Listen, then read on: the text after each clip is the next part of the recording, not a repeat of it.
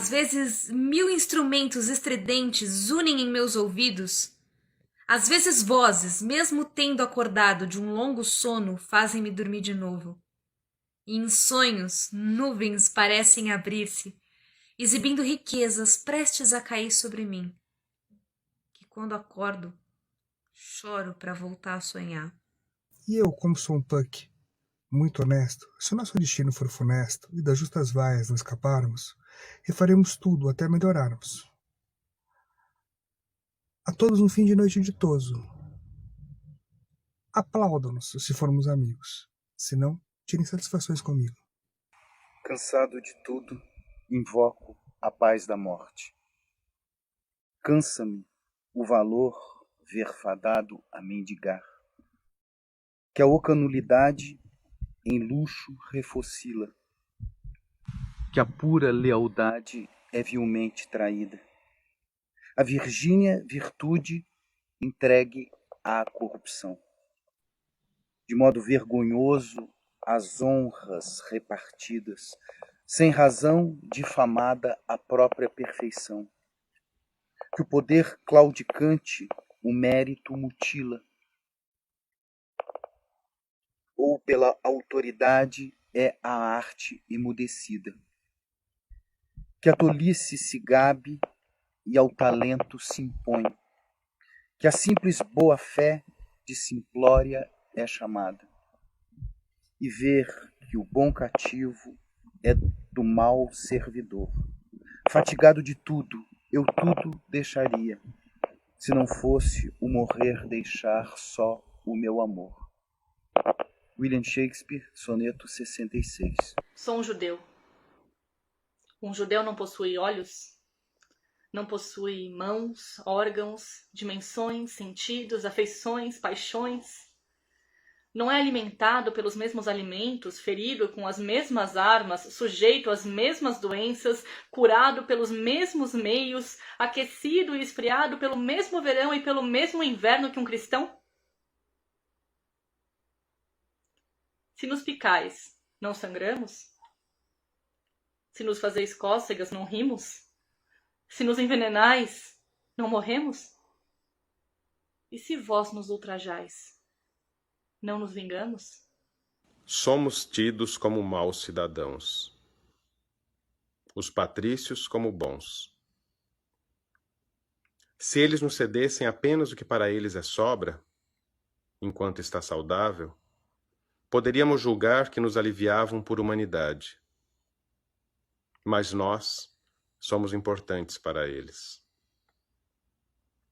A magreza que nos aflige, a nossa pobreza concreta, são uma espécie de inventário que dá conta detalhada de sua abundância. O nosso sofrimento é ganho para eles. Vinguemo-nos de tudo isso com nossas pás, antes que eles nos transformem em dentes de ancinho. Pois os deuses deles sabem que digo isso por fome de pão, não por sede de vingança.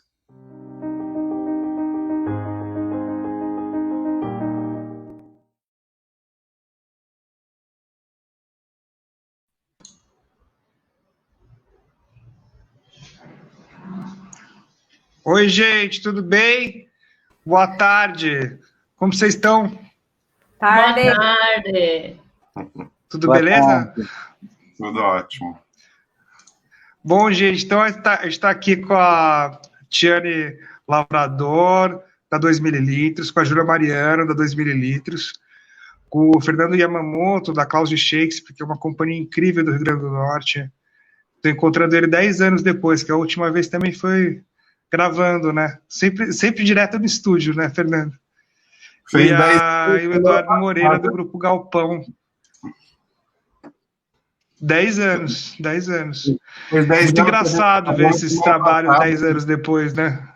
Eu sei disso porque foi o dia, a gente gravou no dia do nascimento da minha sobrinha, por coincidência, né? Foi em São Paulo. E eu fui para lá para gravar e consegui estar lá no dia que ela nasceu, e semana passada ela fez 10 anos, então faz exatamente 10 anos. Que coisa incrível, né? E mudou tanto, né, em 10 anos, né? Que coisa, né? E, bom, vou começar aqui a nossa conversa sobre Shakespeare.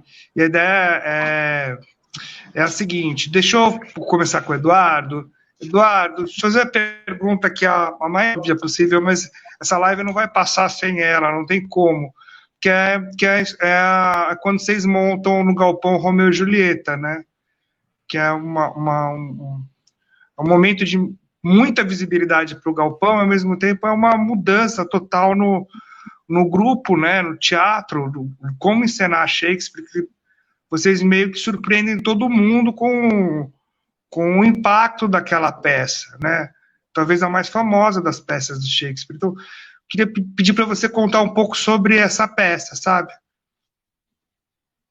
O Romeu e Julieta, ele é de 92, nós chamamos o Gabriel Vilela para dirigir, né, e a gente tinha um projeto que não sabíamos qual era. Gabriel, a primeira coisa que ele falou, em 91 ele nos assistiu no Rio de Janeiro, a gente trabalhava com a nossa Veraneio, montando espetáculos de rua, pelas ruas do Rio, e a gente usava, tanto para o transporte do elenco como do cenário, a nossa Veraneio. E quando nós nos reunimos com o Gabriel, nós decidimos fazer 5 workshops para decidir que obra que a gente faria. A primeira coisa que ele nos disse foi isso: eu não sei que obra que nós faremos juntos, mas eu sei que o cenário dessa obra vai ser a Veraneio que vocês usam como transporte, enfim. Esse vai ser o cenário da nossa peça. E nós fizemos, de fato, 5 workshops. Na época, fizemos o Caldeirão de la Barca, o grande teatro do mundo, as primeiras histórias do Guimarães Rosa, teatro musical brasileiro, fizemos o Morte e Vida Severina, do João Cabral de Melo Neto, e fizemos o Romeu e Julieta, que era até uma proposta do Galpão. Era um projeto antigo que a gente tinha de montar Romeu e Julieta. E foi isso. E claro que depois que nós apresentamos esses 5 workshops, o Gabriel optou pelo Romeu e Julieta, e foi realmente um grande marco assim, na nossa trajetória. Foi a primeira vez que a gente usou microfones sem fio, né, por muito texto. Até então nós fazíamos um teatro de rua muito ligado ao corpo, né, muito ligado à ação, ao jogo cênico, e foi a primeira vez que a gente incorporou de uma forma muito clara a palavra ao teatro de rua. Acho que em 92 isso foi, de fato, assim, um grande marco, especialmente no teatro de rua brasileiro, e foi o grande desafio, assim, realmente incorporar essa palavra do Shakespeare, né? A poesia do Shakespeare. A gente, no começo, a gente tinha medo de cair numa coisa assim muito dita poeticamente. Nosso grande desafio durante todo o processo da montagem do Romeu e Julieta foi exatamente trazer para o corpo dos atores esse jogo da palavra shakespeariano. Então foi muito importante, por exemplo, certas referências, quando o Peter Brook montou, por exemplo, usando o trapézio, o Sonhos de uma Noite de Verão, e também foi uma coisa muito importante para nós, um estudo de um teórico inglês, que agora me escapa o nome, que ele falava que Romeu e Julieta é a tragédia da precipitação. Tudo acontece de uma maneira precipitada. E a gente começou a trabalhar com as pernas de pau, que tinha exatamente esse sentido da precipitação, essa possibilidade de queda o tempo inteiro. E a partir daí nós começamos a trabalhar com um exercício que nós chamamos de pinguela, que era uma pequena passagem de madeira a mais ou menos 2,5 metros do chão, em que os atores todos iam para lá, e numa espécie de uma corda bamba, porque era muito estreita essa passagem, a gente improvisava os textos e as músicas do espetáculo, né? E isso deu para os atores a memória corporal daquele perigo da precipitação o tempo inteiro, que foi muito valioso para a construção do Romeu e Julieta nessa montagem do Galpão com Gabriel Vilela. Só para introduzir, eu não quero falar muito. Você Você acha que é por causa da coisa do impulso da juventude? Ela expressa muito esse impulso, o impulso da paixão, o impulso da juventude, por isso que a coisa da ansiedade, da precipitação aparece desse jeito? Exatamente. Esse teórico ele dizia isso, que o Romeu e Julieta é a tragédia da adolescência, da precipitação, exatamente por isso, porque ela ninguém pensa, né? Ninguém reflete sobre, todo mundo age o tempo inteiro, né? Não só o casal Romeu e Julieta, mas todos, né? O Frei Lourenço, todo mundo age por impulso, né? A guerra entre os Montecchi e os Capuleto. Então, isso traz essa coisa de uma precipitação o tempo inteiro, né? Os fatos eles vão se precipitando. E isso nos deu essa chave que para nós foi muito importante, desse impulso corporal, né, essa possibilidade o tempo inteiro de todos os personagens e dos atores, né, quer dizer, de se precipitarem, de caírem, né. Então essa foi uma chave muito importante, assim, que também nos ajudou muito a quebrar um certo formalismo das palavras da poesia shakespeariana que a gente conseguiu aí traduzir para os nossos próprios corpos, né, que eu acho que é o grande desafio do Shakespeare, né. O Fernando pode falar isso melhor do que eu, mas nos clowns também a gente trabalhou muito essa questão assim da palavra, como que a palavra ela shakespeariana é incorporada pelo próprio ator, né? Como que o ator ele se apossa dessa poesia shakespeariana, que é uma poesia magnífica. Uma coisa que sempre acontece para mim lendo, eu já trabalhei várias peças do Shakespeare, sou apaixonado pelo Shakespeare, e o Shakespeare acontece uma coisa, você quando lê uma peça dele pela primeira vez, você gosta bastante da peça. Aí você lê pela segunda vez, você gosta ainda mais. Você lê pela terceira, você fica apaixonado. E aí você lê pela 10ª, você está descobrindo milhões de outras possibilidades que aquela peça permite. Então, realmente, o Shakespeare ele é um mestre, assim, como diria o Harold Bloom, aquele crítico literário, né, faleceu recentemente. O Shakespeare realmente ele inventou o nosso mundo, né? O nosso mundo é uma invenção, em grande parte, dessa obra extraordinária dessa criatura chamada William Shakespeare. Ô, Tiane, Júlia, já que a gente falou um pouco da adolescência, até eu acho que entra muito em jogo a própria obra do Freud, né? Eu queria que vocês falassem um pouco sobre o que é fazer Shakespeare para criança, porque nas montagens de vocês utilizam recursos cênicos mínimos, né? Um teatro minimalista, e para falar com as crianças, isqueiros, pequenos objetos. E eu estou falando do Freud por causa da questão da criança. Como que é montar Shakespeare para criança? Então, a nossa montagem de Shakespeare de bolso, ela na verdade é para adolescentes, né, e adultos, pessoal aí acima dos 14 anos, não foi feita para crianças tão pequenas, até pelos objetos que a gente usa cigarro, usa catuaba selvagem, usa umas coisas assim. É de classificação indicativa livre, né, até porque a gente não consome nada disso em cena, mas é aconselhável 14 para cima. A gente começou a montagem, então... Mas nada que é proibido para a criança ver, né? Nada que é proibido para a criança ver. A gente começou a montagem do Shakespeare de bolso pelo Macbeth, e foi uma ideia de contar essa história usando objetos de bolso, e a companhia tem isso, de usar recursos muito simples que permitam que a gente apresente em espaços alternativos, bibliotecas, dá para a gente circular bastante.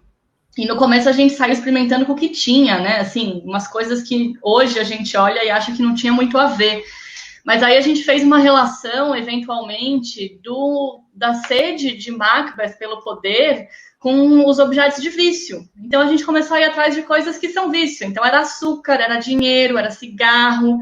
E aí, depois de ter essa resposta que foi super legal, a gente iniciou a pesquisa do Noite de Reis, que a gente colocou no Carnaval. Porque é o único momento no Brasil que ainda é aceitável o homem se vestir de mulher e a mulher se vestir de homem, e tá tudo bem, né? E essa é a premissa da história do Noite de Reis.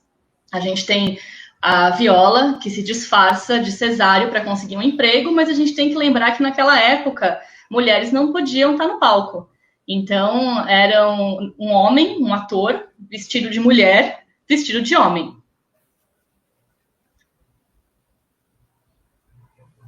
Ô, Júlia, vocês utilizam músicas do repertório mais forte da indústria cultural e colocam essas músicas no meio da peça. Por quê? Assim, o caráter bobagem da 2 ml acho que fica um pouco pela minha conta, assim. Mas a gente, como pensou nessa coisa do carnaval e em atrair, assim, um público mais jovem também, gente da nossa idade, então a gente começou pelas marchinhas, né? Então a gente entra cantando uma marchinha de carnaval e ao longo do espetáculo a gente canta uns pagode anos 90, assim. Mas é sempre certeiro, assim, porque essa coisa saudosista do pessoal gostar dessas músicas, né? E delas estarem vivas novamente, assim. No carnaval aqui de São Paulo, a gente vê muitos blocos que tocam músicas dessa época, né? E então é imediato, assim. O pessoal, na hora que a gente começa a cantar a Lua Vai, o pessoal já se diverte, já embarca, já entra na peça com a gente. E foi muito engraçado que a gente, recentemente a Tiane mandou que a gente tem um grupo em que estamos eu, ela e a nossa diretora, que é a Isabel Hart, e ela mandou uma cena do Globe fazendo Noite de Reis, os atores do Globe Theatre fazendo Noite de Reis, e eles cantando um hip hop, assim, super atual, na mesma cena que a gente canta o Pagode 90.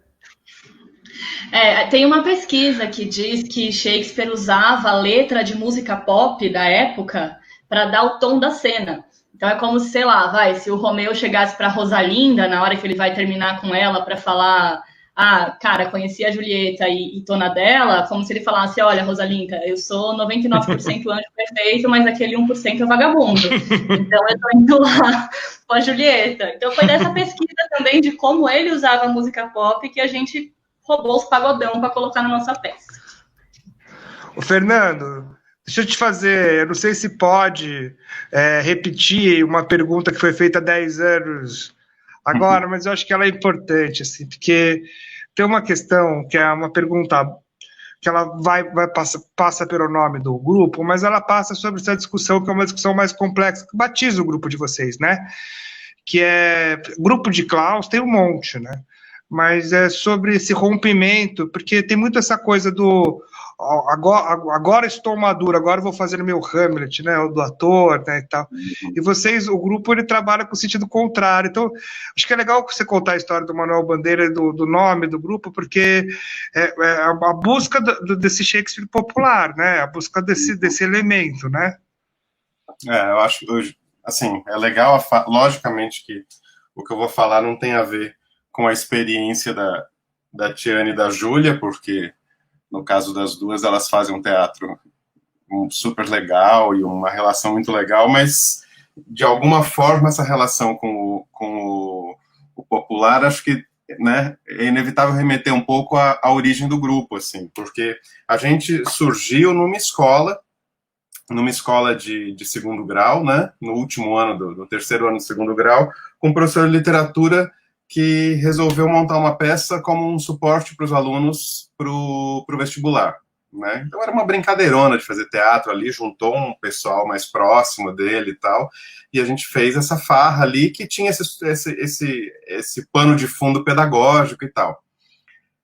Isso a gente nem considera ainda exatamente a criação do grupo. No ano seguinte, aí a gente está falando de 93, aí esse professor resolve reeditar essa experiência, porque é uma experiência super forte, super bacana, assim, mas reeditar essa experiência, só que ele falou, esse ano eu quero que a gente vá para o Teatro Alberto Maranhão, que é o teatro estadual aqui, o teatro histórico aqui de Natal, não mais o auditório da escola, e quero montar um Shakespeare, né, muito inspirado, provocado pela montagem de Sonho da Noite de Verão do Ornitorrinco, na época que teve um grande bochicha e tal. E aí a gente vai montar Shakespeare, e pouco antes da estreia do Sonho da Noite de Verão, a gente entende que para você apresentar um espetáculo, você precisava ser um grupo. ter um nome de um grupo que assinasse esse espetáculo. Que a gente não era grupo, não tinha nenhuma perspectiva de ser e tal. Ninguém dessa experiência toda tinha qualquer tipo de experiência com teatro. E aí a gente lembra dessa peça do ano anterior, do que a gente hoje chama dessa pré-história do grupo, e lembra dessa poesia que chama Poética, do Manuel Bandeira, que é uma poesia que rompe com todo tipo de lirismo formal, de lirismo acadêmico, né, encaixado em formas pré-estabelecidas e tal, e enaltece um lirismo de fato livre, de fato contestador e tal. E aí essa poesia tinha nessa peça do ano anterior e falava, né, ela termina falando: quero antes o lirismo dos loucos, o lirismo dos bêbados, o lirismo difícil e pungente dos bêbados, o lirismo dos clowns de Shakespeare. Não quero mais saber de lirismo, que não é libertação. E aí a gente, muito irresponsavelmente, a gente assume esse clowns de Shakespeare para o nome do grupo, e a gente brinca até hoje, né? Sem ter ideia do que era clown, muito menos do que era Shakespeare.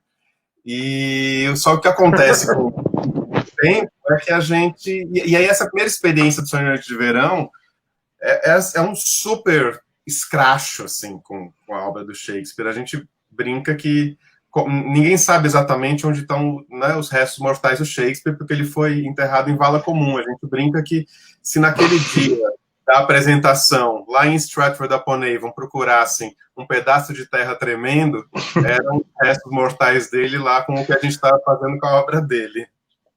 Ô, cara, mas não tem uma coisa também muito ligada ao trabalho de formação que vocês fazem, né? Esse trabalho de você formar a gente, quer dizer, do Shakespeare também como instrumento, porque parece o contrário, né? Mas exatamente o lugar para você formar a gente, né? Formar, inclusive, atores e outras companhias. Não tem essa ligação? Sem dúvida, né? Assim, até, né? E aí, fazendo um link lá com o que as meninas estavam falando, o que acontece é que, por mais que essa primeira experiência tenha sido super transgressora no mau sentido, eu acho que ela também foi transgressora num certo bom sentido, porque como a gente não tinha nenhuma experiência com Shakespeare, a gente sabia, mas não tinha ideia do tamanho do vulto e tal, acho que a gente aborda o Shakespeare de cara longe de qualquer tipo de reverência extrema, assim, de uma reverência que atrapalhe um pouco essa relação, que engesse a nossa relação com ele. Então a gente já começa enfiando o pé na jaca, assim. Aí com o tempo a gente vai atrás de formação. E aí, de fato, ainda mais a gente estando aqui em Natal, que se hoje ainda é uma capital que está isolada, que tem, né, poucas oportunidades, há 26 anos nem se fala. Com o tempo, o grupo acaba se estabelecendo como um espaço de formação, a partir de intercâmbio, de compartilhamento de experiências com vários outros grupos e profissionais, como é o caso do Eduardo, né, enfim, que é um grande parceiro nosso. Mas, nesse sentido, acho que quando a gente começa a se aproximar um pouco de entender um pouco o tamanho do que é essa obra, do brilhantismo dessa obra, por que ela é universal dessa forma e tal, eu acho que a gente, pela experiência que a gente já teve, a gente já consegue entender, ok, a gente pode abordar o Shakespeare já a partir de um outro lugar, né? E já é um lugar que está muito mais... E aí o teatro popular faz todo sentido para a gente nesse momento, porque a gente já aborda ele por uma outra chave, como as meninas falam da questão do uso do pagode dos anos 90, por exemplo. Para a gente é uma resposta, assim, é uma forma de respeitar a obra do Shakespeare e não manter do jeito que ela estava originalmente, né? Porque é um autor super popular no seu tempo, e se a gente tenta adotar uma postura museológica, a gente engessa, a gente mata o Shakespeare. Acho que se hoje ele tivesse vivo, ele estaria super feliz com os pagodões lá da 2000 litros. A gente brinca que a galera ia assistir as peças comendo um frangão numa mão, tomando uma cerveja na outra. Por que a gente deixa o negócio sério, né? Não tem porquê, era assim, com o cotovelo no palco. Uhum.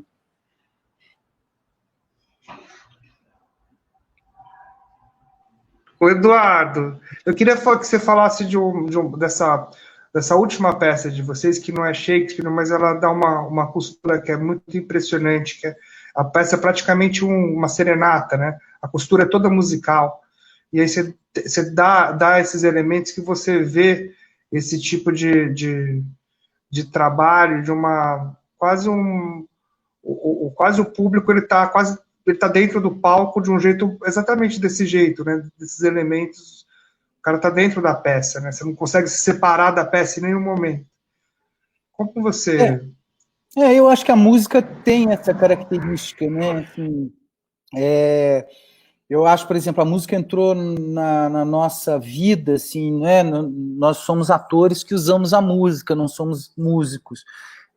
E a gente sentiu, assim, principalmente encontrando com grupos da Europa, num determinado momento, a gente sentia como a gente tinha sempre uma ideia de um teatro, de fazer um teatro popular, um teatro que tivesse assim, uma comunicação muito imediata com o público, né? Um teatro de empatia com o público, e a gente sentia como a música era um elemento realmente fundamental, assim, porque a música, de fato, que o teatro ele tem muitas camadas intelectuais no teatro, né? Essa coisa do texto, do sentido do texto, e na música não, a música ela é absolutamente sensitiva, né? Então, nós sempre utilizamos muito a música ao vivo, né, tocada, cantada pelos próprios atores em cena, e eu acho que isso é um elemento realmente fundamental de comunicação com o público, né, porque a música é algo que ela imediatamente instaura uma comunicação que ela é muito dos sentidos, né? Ela não passa por uma intelecção, assim.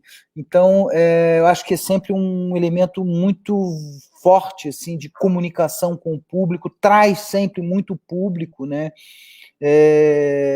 Para dentro do espetáculo, né? A música é essa via direta, assim, sem intermediários. Então, acho que era realmente uma coisa muito forte. Ô, Júlia, Thierry, deixa eu fazer uma pergunta para vocês, que é uma pergunta difícil, que eu acho que, em cima do texto que o Aderbal, a gente até escreveu para ele, escreveu na Folha, né, sobre essa coisa do teatro digital, enfim. Você pega a história do jazz, assim, a ligação que a gripe espanhola teve com a influência ali da música americana, né, todos os ritmos que vêm do Caribe ali no sul dos Estados Unidos, né, das grandes tragédias. Está tendo uma grande tragédia e a gente está amenizando porque a gente consegue de alguma forma se comunicar, mas é uma forma de amenizar. Então, ao mesmo tempo que essa coisa brota novo no meio de uma tragédia como essa, mas brota um novo com muitas notas, com cicatrizes mesmo, né, cicatrizes epidêmicas, né. Então, eu queria que vocês falassem um pouco, assim, como vocês estão vendo, vocês que fazem um teatro que manuseia objetos, né, fala com essa coisa tátil, né, como vocês veem essa coisa quer dizer, todos os grupos, né, tentando se expressar desse jeito, ao mesmo tempo, até que ponto isso é teatro, até que ponto isso não é teatro. Não sei se o Eduardo e o Fernando viram a entrevista do Aderbal na Folha, mas ela é muito legal, ela é muito interessante. Enfim, o Aderbal está passando por um momento super difícil. Queria que vocês falassem, assim, dessa... Pra gente, a quarentena veio destruir várias coisas legais que estavam acontecendo, né? A gente tenta nem pensar nisso, mas a gente estava com uma temporada no Sesc Ipiranga, assim, na semana de assinar contrato, a gente estava ensaiando, eu e a Júlia, né, como atrizes, ensaiando a ópera com a Bia Lessa aqui no Teatro Municipal. E assim como todo mundo, né, gente? Não só a gente, foi tudo cancelado. E com uma peça que a gente ia começar a ensaiar na semana seguinte à declaração de pandemia pela OMS. Assim, a gente ia começar a ensaiar, a gente fez uma reunião na quinta, no sábado a OMS declarou que era pandemia e que era para ter isolamento. Mas eu acho que todo mundo, né, a maior parte das pessoas, pelo menos nós todos que estamos aqui nessa live, tem explorado como é possível. Eu também não sei o nome disso. Eu acho que o mais importante agora não é a gente achar nome para isso, mas as pessoas têm explorado esses dispositivos digitais, eu acho isso importantíssimo. A gente não pode dar chance para acharem que dá para viver sem arte, porque não dá. Não dá para ficar sem teatro, não dá para ficar sem música, não dá para ficar sem dança. Então, se o jeito que dá para fazer agora é esse, que seja feito. A gente fez um arraiá virtual em junho, que entre várias coisas a gente teve a apresentação ao vivo de uma peça que se chamava Breaking News, o caso do Caboclo d'Água, quer dizer, peça, não sei o nome, que a gente vai retomar agora no YouTube em agosto, mas a gente tem acompanhado coisas muito legais. O Fernando mesmo estava falando para ele antes da gente entrar no ar aqui do Clandestinos. O Galpão está com uma iniciativa linda que o pessoal mostra a vida deles no domingo, assim, na casa deles, e tem o café no canal, né, que lembra coisas que aconteceram. Eu acho que é importantíssimo e que essas coisas vão ficar. Elas vão... A gente tem dificuldade de nomear como teatro ainda, mas eu acho que é por purismo mesmo, assim, porque a gente acha que... A gente acha não, né? Eu tenho na minha cabeça que o teatro acontece pelo encontro, e aí o encontro ao vivo, mas assim, se a plataforma do encontro ao vivo possível agora é essa, então é isso, assim, a gente não pode deixar as pessoas acharem que não é essencial, porque tantos depoimentos que a gente ouviu falar, consigo viver sem isso, sem aquilo, mas não consigo viver sem livro, sem música, sem cinema. Então, o teatro também faz parte disso. E faz parte também do nosso ofício de querer manter esse trabalho de artesão, assim, né? Da gente ter essa necessidade de criar também e estar em contato com as pessoas, com o público. Fernando, se eu te pedir um favor, você consegue... contar assim para gente o que é um clown?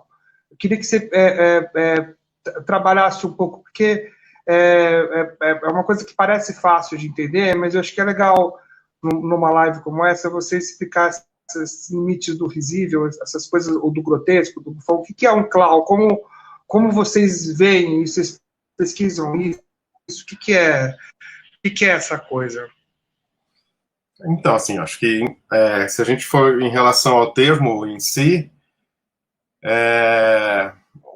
se forjou um pouco essa nomenclatura de clown aqui no Brasil, no início dos 90, salvo engano, quando alguns atores, pesquisadores, palhaços vieram de experiências na Europa, depois, né, de vivências com alguns mestres como Jacques Lecoq, como Philippe Gaulier e tal, e para não simplesmente chamar de palhaço, acho que até por um recurso mercadológico, vamos chamar assim, né, de identificar que era uma coisa diferente, que era uma coisa que estava sendo trazida a partir de uma nova perspectiva pedagógica e uma outra sistematização e tal, acabou pegando essa nomenclatura do clown como sendo o palhaço de teatro, né? Que ele vai se diferenciar em algumas questões do palhaço do circo ou do palhaço de rua,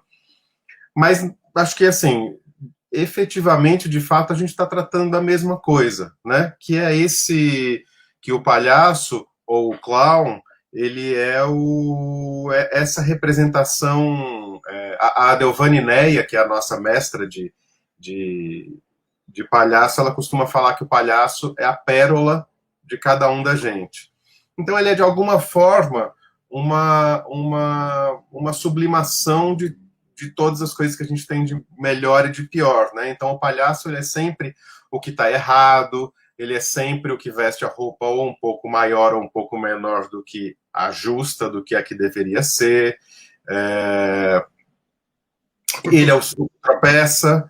Ele é o que, né, no circo, toda a estrutura do circo, ela é trabalhada na perspectiva de colocar o homem como super-homem e que combate, né, e que vence a gravidade, né, nas bolinhas, os malabares, nos voos do trapezista, seja no que for, o circo, a ideia do circo sempre trabalha no sentido contrário à gravidade, e o palhaço, ele trabalha sempre no sentido a favor da gravidade, ele é sempre o que cai, né? Ele é sempre o que erra, no sentido de trazer a dimensão humana para esse lugar onde a gente está vendo esses sobre-humanos, né? Esses artistas incríveis e tal.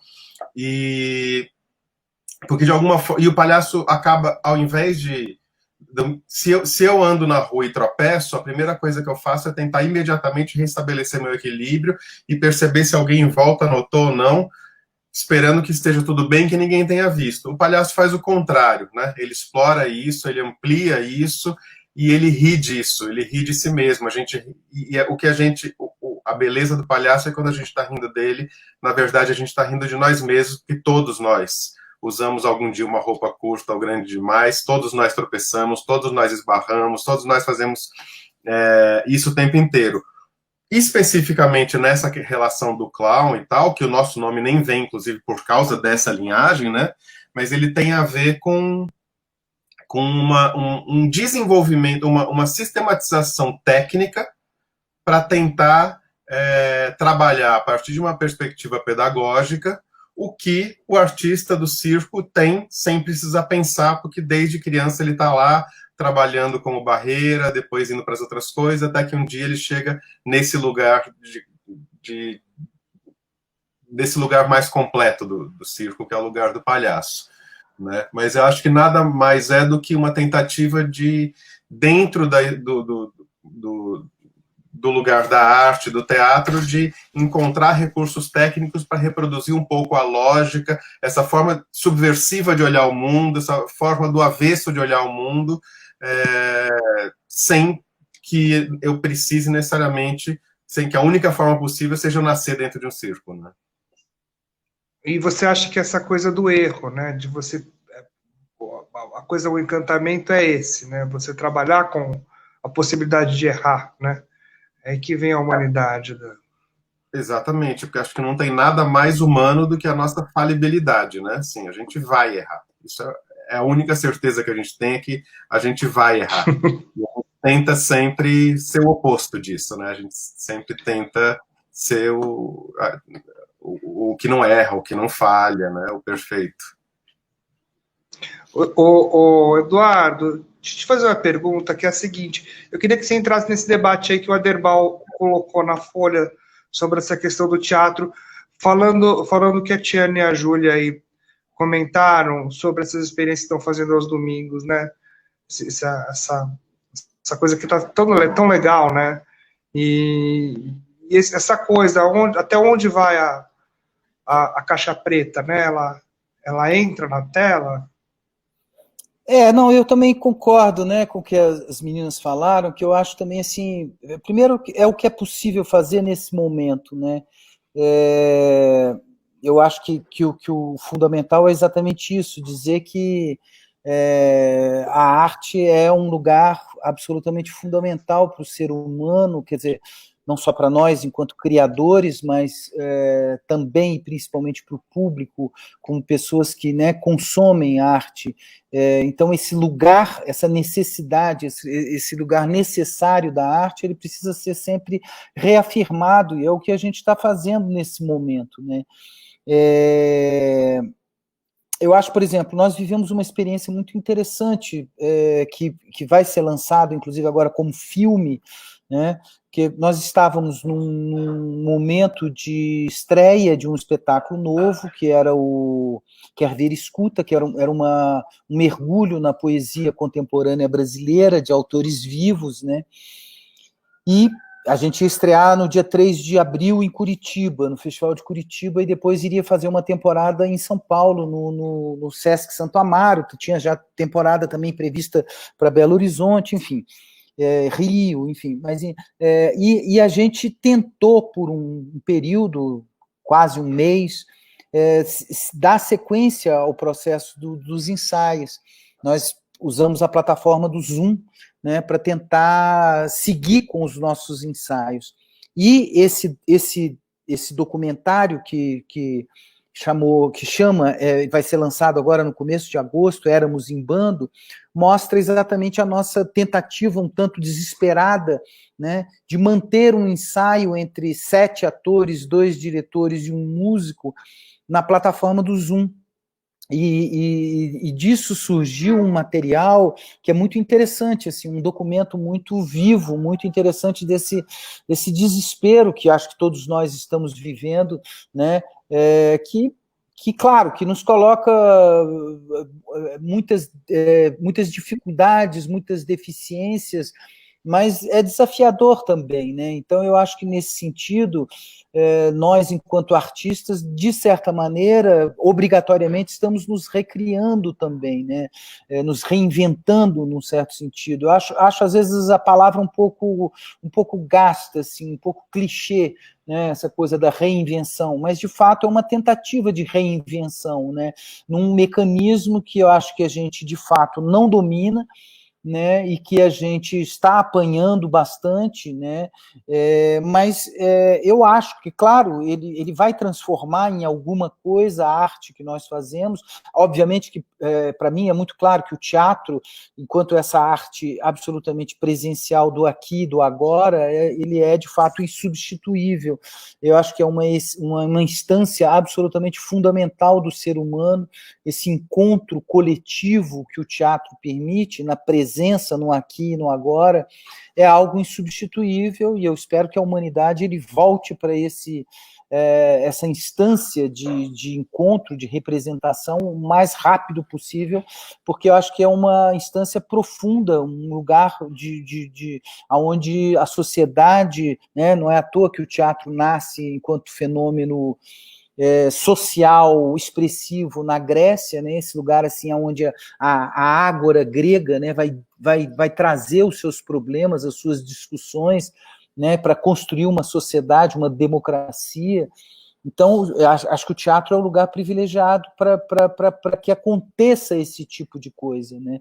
Eu acho que a gente continua vivendo uma profunda solidão nesses quadradinhos aqui, e é claro, acho que eles são importantes e eles nos ensinam coisas, eles nos desafiam, e foi como as meninas falaram, é o espaço que a gente tem e que a gente não pode deixar de usar, porque a gente tem que reafirmar exatamente isso, que a arte é algo fundamental.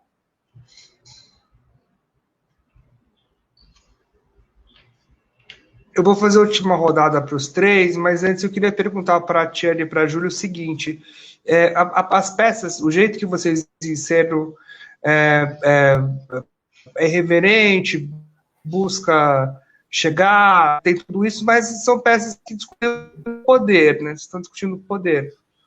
E arquétipos que os personagens do Shakespeare trazem, né?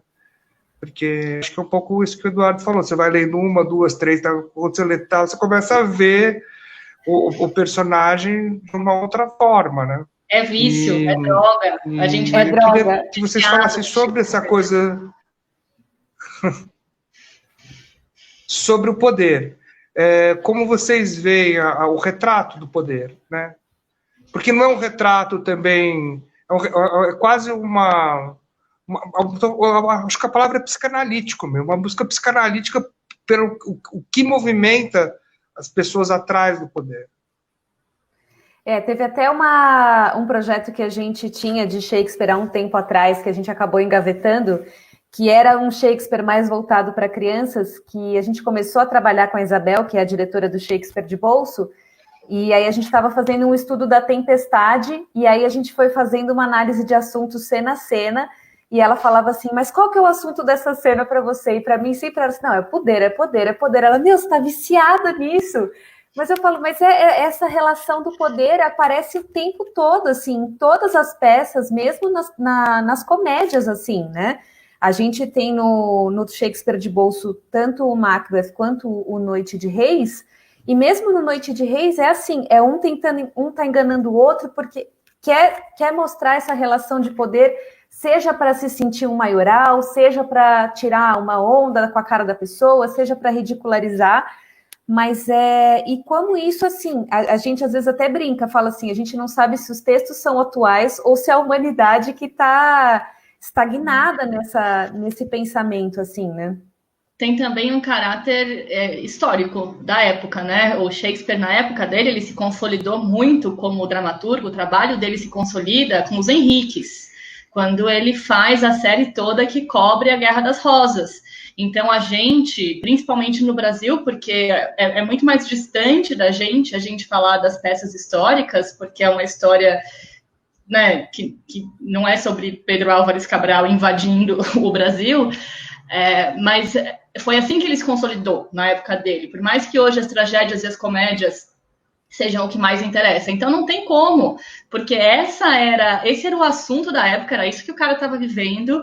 O teatro tinha sempre uma preocupação ali, o Globo tem, né, tem os níveis até hoje de preço de ingresso, de onde é mais caro e onde é mais barato. Então tinha essa coisa da monarquia estar assistindo a sua peça, com quem você está falando, para quem você está falando, porque era super popular, mas você tinha lá, do lado do palco, o lugar do rei e da rainha aqui, né, que é o lugar onde você ia para ser visto, não para você assistir a peça.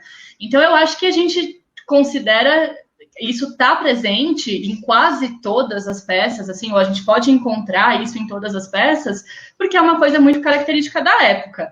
Agora, vai me falar que não é característico de agora, gente. Olha, não, acho que é característico da humanidade, né? olha o que a gente passa. É só olhar o que a gente passa. Ô, Fernando, eu usei a palavra poder para elas, mas eu queria usar uma outra palavra para você, que é política, né? Então, eu queria que você falasse sobre o aspecto político, né? Porque política não é poder, mas é um pouco parecido, né? Então, eu acho que eu queria basicamente de um tipo de personagem do Shakespeare, que é um personagem muito interessante, que são os personagens de alívio cômico, né? A função desse personagem, né? Do escada, do alívio cômico. O que é isso? Eu acho que assim, passa pelo que as meninas estavam falando, e que a gente está falando desde o começo, na realidade, do caráter popular da obra do Shakespeare, né? É pensar que estima-se que no período elisabetano, cerca de 2.000 pessoas assistiam teatro por dia, né? E isso significa 1% da população de Londres naquele momento. Então você imagina o que é, né, assim, se a gente fosse pegar São Paulo com seus, sei lá, 14, 13 milhões, sei lá quantos. Se imagina se 1% desses 14 milhões de habitantes, todas as noites, de domingo a domingo, estivessem no teatro, né? É um pouco aquela coisa da novela da época, né? O grande espaço de entretenimento. Do Facebook da época.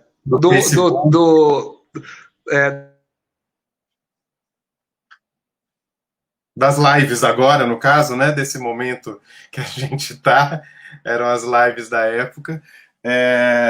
E ao mesmo tempo os espetáculos de teatro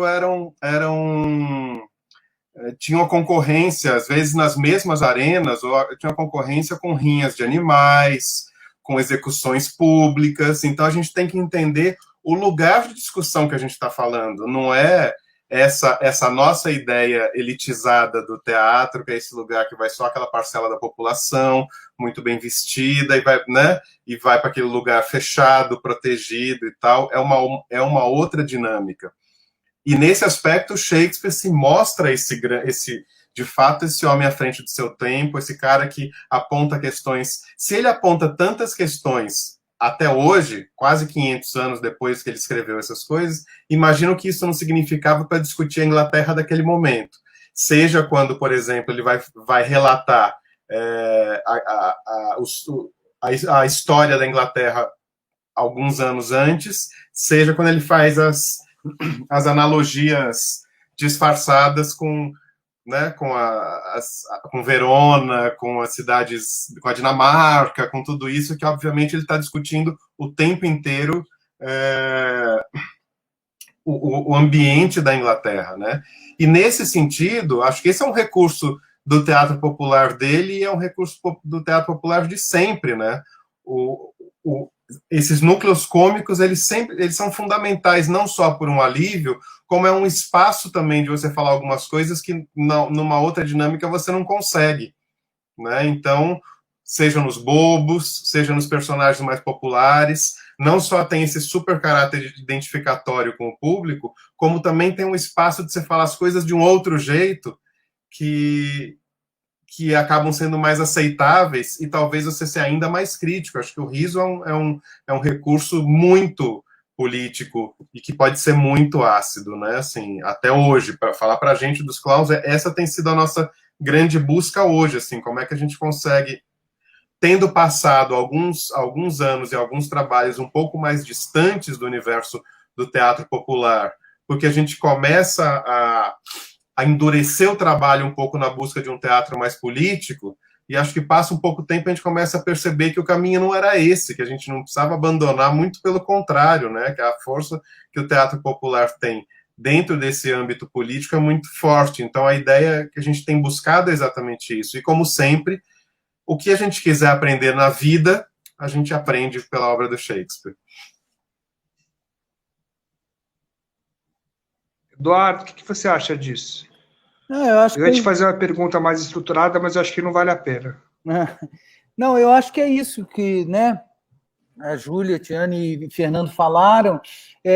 Eu acho, por exemplo, se você olha as grandes tragédias do Shakespeare, ele está sempre, tem uma arquitetura dramatúrgica no Shakespeare que ele está sempre mesclando cenas trágicas com cenas cômicas, né? A própria figura dos bobos, os personagens, né?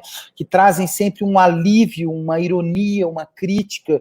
Então é uma construção muito fina nesse sentido, porque ele aperta e alivia, ele aperta e alivia, e ele coloca que exatamente a comédia ela tem assim, um caráter crítico extraordinário, né? E se a gente esmiuça as grandes tragédias dele, em todas, por exemplo, para citar o Romeu e Julieta, o Mercúcio é um personagem que ele funciona como uma espécie de quase um bobo ali, né? Tem cenas do Mercúcio e que depois a morte do Mercúcio vai significar, vamos dizer assim, a virada da tragédia, né? Quer dizer, é o ápice da tragédia ali.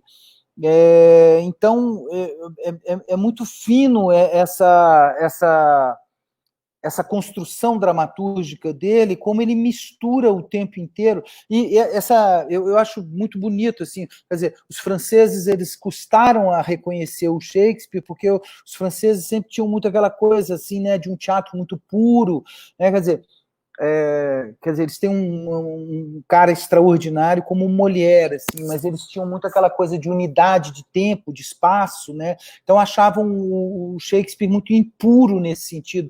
Por isso que o Shakespeare ele cabe tão bem, assim, por exemplo, para outras linguagens, porque ele é essencialmente um bicho de teatro, mas um bicho de teatro muito impuro, né? A obra dele permite muito adaptações, ele é uma obra muito aberta nesse sentido, né? E como ele mescla a tragédia com a comédia é uma coisa realmente extraordinária, assim, é muito bonito. Por isso que eu acho que realmente ele está aí para ser usado da maneira mais ampla, da maneira mais diversa o possível, porque é uma obra que realmente permite esse tipo de coisa, né? Uma obra que, por exemplo, se abriu de uma maneira extraordinária para o cinema, por exemplo, só o que, por exemplo, o Kurosawa fez com o Rei Lear, né? Uma coisa extraordinária. Queria te fazer uma pergunta também sobre um aspecto do poder, que por exemplo, nos loucos do Shakespeare, às vezes você não sabe que o dono do poder está fingindo que é louco, né, para exatamente se manter no poder, né, como um recurso, ou os tipos de loucura, e queria que vocês falassem sobre isso, acho importante. Sem contar que, né, gente, o poder já é em si uma loucura, né? É só a gente ver as pessoas que estão no poder aqui no Brasil hoje em dia. Esses aí são, quer dizer, os loucos da pior espécie, né? Mas o poder em si já quer dizer, a sede pelo poder em si já é uma loucura, né?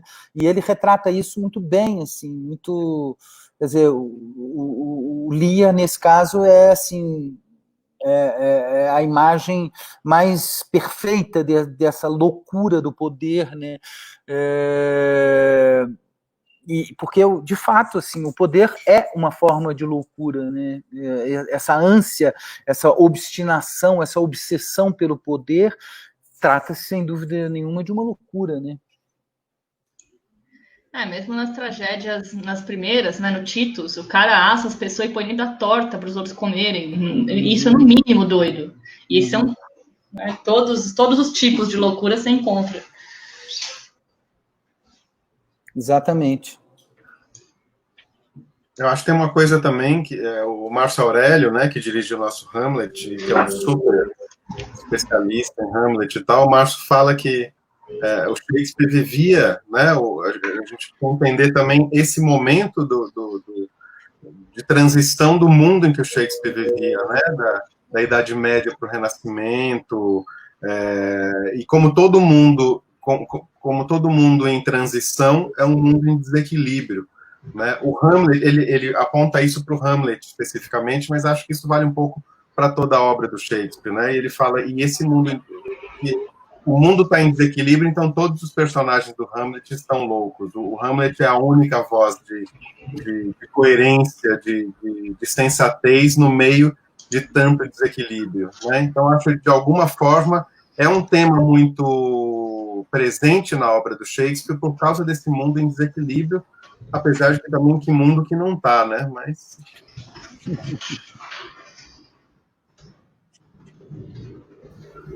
eu também, assim, a respeito do Hamlet, eu sempre me questionei, assim, participei de uma montagem há uns anos atrás e fico nessa, até hoje, assim, acho que nunca a gente vai ter certeza disso, mas não me dentro do que é cabível do sentimento humano, será que aquele cara tá realmente maluco, assim, pelo que ele tá, pelas coisas que ele fala, pela maneira como ele articula tudo, né?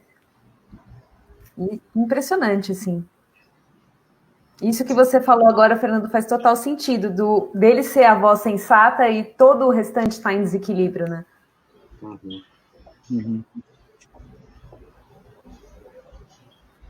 Gente, acabou. Acabou a live.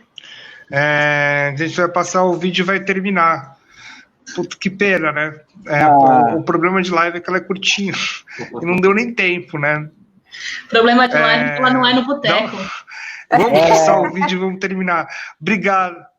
Obrigado, gente. Foi um prazer, que pena. Fernando. Pois é, e 4 horas da tarde não... Gente, super legal. Obrigado, Tiane. Obrigado, Júlia. Obrigado. Valeu, cara. Obrigada, gente. Super bacana. Foi um prazerzão estar aqui com vocês, gente. Obrigada. Prazerzão. Obrigada. São as coisas. Às vezes, Valeu. instrumentos estridentes Fernando. em meus ouvidos. Às vezes vozes, mesmo tendo acordado de um longo sono, fazem-me dormir de novo. E em sonhos, nuvens parecem abrir-se, exibindo riquezas prestes a cair sobre mim.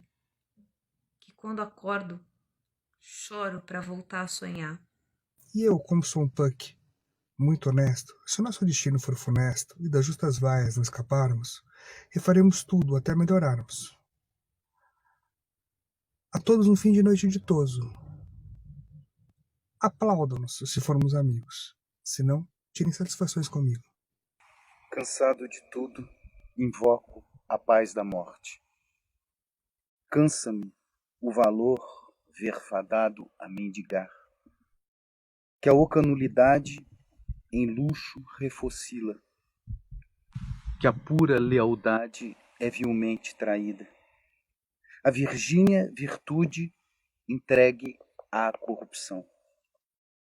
De modo vergonhoso, as honras repartidas, sem razão difamada a própria perfeição. Que o poder claudicante o mérito mutila, ou pela autoridade é a arte emudecida. Que a tolice se gabe e ao talento se impõe, que a simples boa-fé de simplória é chamada, e ver que o bom cativo é do mal servidor. Fatigado de tudo, eu tudo deixaria, se não fosse o morrer deixar só o meu amor. William Shakespeare, soneto 66. Sou um judeu. Um judeu não possui olhos, não possui mãos, órgãos, dimensões, sentidos, afeições, paixões. Não é alimentado pelos mesmos alimentos, ferido com as mesmas armas, sujeito às mesmas doenças, curado pelos mesmos meios, aquecido e esfriado pelo mesmo verão e pelo mesmo inverno que um cristão? Se nos picais, não sangramos? Se nos fazeis cócegas, não rimos? Se nos envenenais, não morremos? E se vós nos ultrajais, não nos vingamos? Somos tidos como maus cidadãos, os patrícios como bons. Se eles nos cedessem apenas o que para eles é sobra, enquanto está saudável, poderíamos julgar que nos aliviavam por humanidade. Mas nós somos importantes para eles. A magreza que nos aflige, a nossa pobreza concreta, são uma espécie de inventário que dá conta detalhada de sua abundância. O nosso sofrimento é ganho para eles. Vinguemo-nos de tudo isso com nossas pás, antes que eles nos transformem em dentes de ancinho. Pois os deuses deles sabem que digo isso por fome de pão, não por sede de vingança.